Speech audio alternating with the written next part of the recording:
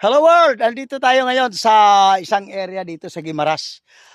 Nagbisita tayo dito. Ito medyo ano na, limpyo na, no? Oh, ayan. Preparation para sa 5 hectares. Ito yung ano. At ito naman yung 3 months ago, nagtanim tayo dito. Naku! Dito na, Brad. Wow, ang ganda-ganda ang ating stocks sa gold for 4 hectares pa lang ito, no? Hindi pa dumating yung 1,000 stocks na in-order natin. Pero ito na yung 4,000 stocks, mahigit sa half hectare itong nilagyan. So ang ganda na. Ayan, ang ganda na. So maganda ito, Brad, lagyan natin ng Humus Plus para mabilis. No? Oo. Ano lang, lagyan lang ng lagyan lang ng ano ba 'yan, yung humus, ayan. Oo, wow. Halos lahat na buhay, oh. 'Di ba? Oo. Ay okay lang naman, oh. Ngayon mga siguro to 30. Oh. 30 or 50 na stocks ang nabuhay sa bawat sa bawat puno. Ay nako, ang ganda sis.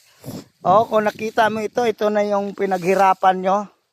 Yan, sabi ko nga magtiwala lang tayo sa mga ginagawa natin at sa company, makikita natin yung magiging resulta. Wow, ang ganda ng hangin dito. Ang sarap. Maamoy mo yung citronella at saka yung fresh na hangin. Dito na tayo sa mataas na porsyon ng Guimaras, Wow.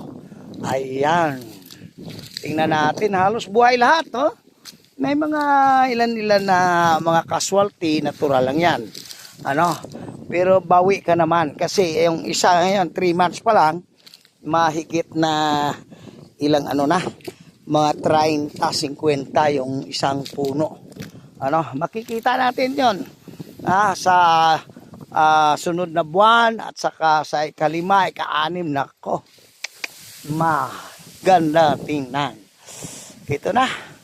Noon nagbigay tayo ng impormasyon din sa Midyang people. So ngayon andito na.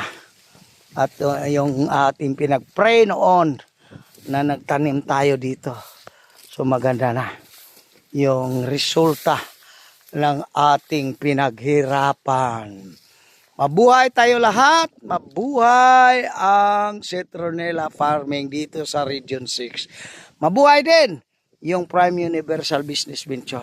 God bless you po, sir.